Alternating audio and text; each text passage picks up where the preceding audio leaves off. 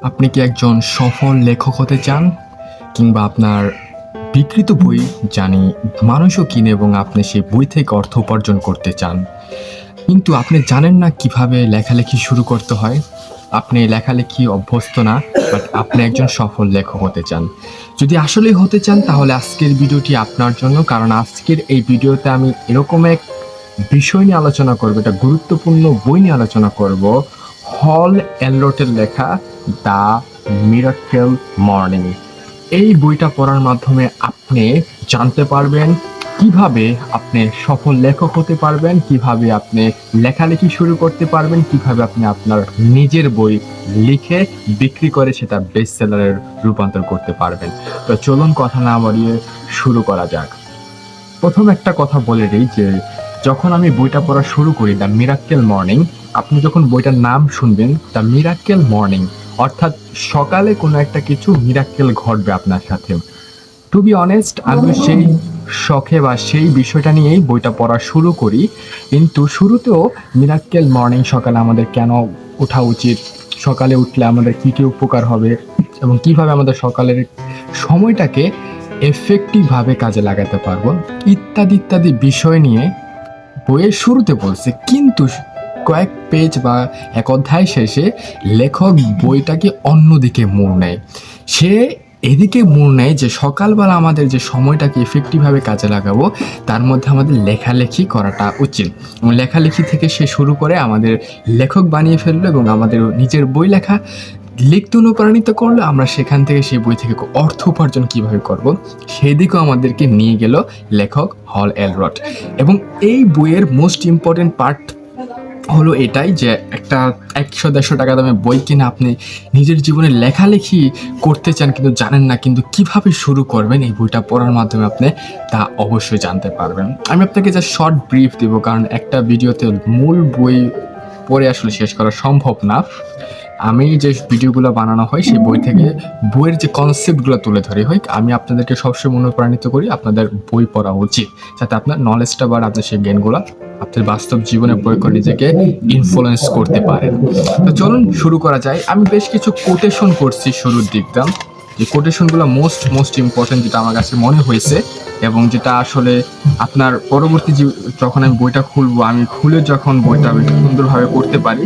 তো এই বিষয়গুলো রয়েছে এখানে, অনেক কোটেশন রয়েছে যে যেটা আসলে অনুপ্রাণিত কোটেশন, যেটা সবসময় আমি করে থাকি। এখানে একটা কোটেশন রয়েছে, দেখতে পাচ্ছেন যে এখানে বলা হয়েছে যে ইচ্ছা শক্তি প্রয়োগের সবচেয়ে উত্তম সময় হলো সকাল।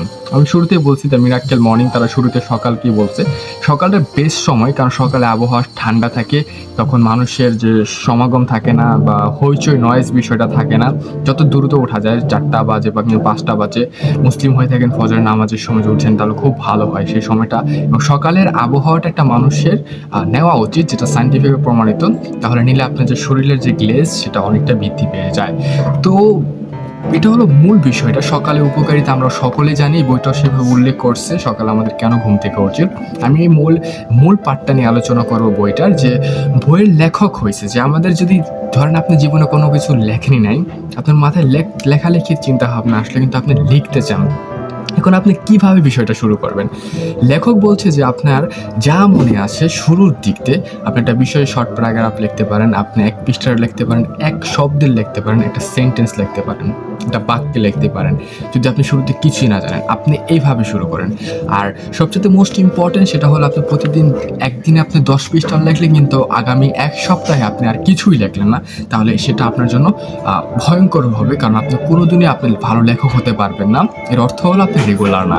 তো লেখকের মতামতে বা আমিও যেটা বিলিভ করি, আপনি প্রতিদিন 2টা-3টা শব্দ লেখেন, বাট রেগুলার লেখেন, একটা নির্দিষ্ট সময় বেঁধে লেখেন।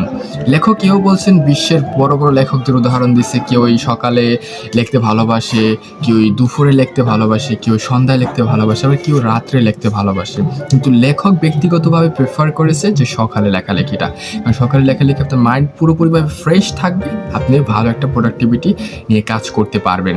এবং লেখকের যে মোস্ট ইম্পর্টেন্ট যে বিষয়টা আমি যেটা উপলব্ধি করছি, যে তিনি বলছেন যে আপনি লেখার থেকেও অর্থ উপার্জন করতে পারেন। আমরা জানি লেখার থেকে অর্থ উপার্জন করার বেশ কিছু মাধ্যম রয়েছে, আপনি বই লিখতে পারেন, আপনি ব্লগ করতে পারেন, বাট এই যে খালি লেখালেখির মধ্যে লেখক সীমাবদ্ধ না, এই লেখাগুলো কিভাবে আপনার আপনার মানুষের সামনে পৌঁছাবেন, আপনার পাঠকদের সামনে প্রচার করবেন, সেই বিষয়গুলো সে উল্লেখ করছেন এই বইয়ে। এবং কোন কোন অ্যাপ্লিকেশন ব্যবহার করবেন, কোন ওয়েবসাইট ব্যবহার করা উচিত, আপনার লেখার জন্য কোন সফটওয়্যার ব্যবহার করা উচিত, কিভাবে লিখবেন, কোন ডকুমেন্টে লিখবেন, ইত্যাদি ইত্যাদি ব্রিফ হয়ে বলছেন। আমি লেখককে একটা দিকতে শ্রদ্ধা করি, রেসপেক্ট করি যে সবাই বই লেখে, বইয়ের একটা মূল টপিকগুলো লেখে আপনি এটা করেন ওটা করেন, কিন্তু এই জিনিসগুলো করতে কি উপকরণ লাগবে কিংবা এই উপকরণগুলো কোথায় পাবো, এই হল এলডর দ্য মিরাক্কেল মর্নিং বইয়ে একজন সফল লেখক হতে হলে কি কি দরকার সে ইত্যাদি বিষয় একেবারে পরিপূর্ণভাবে সে উপস্থাপন করেছে, যার জন্য আমি খুবই গর্বিত তার এই লেখার প্রতি। এবং বইটা আমি ইতিমধ্যে শেষ করে ফেলেছি গত এক সপ্তাহ পরে। তো এই বইটা আমাকে অনুপ্রাণিত করছে নিজে নিজে লিখতে। আমি আপনাকে যেমন নোট দেখাই যে এটা আমার নোট, আসলে এই নোটে আমি অনেক লেখি।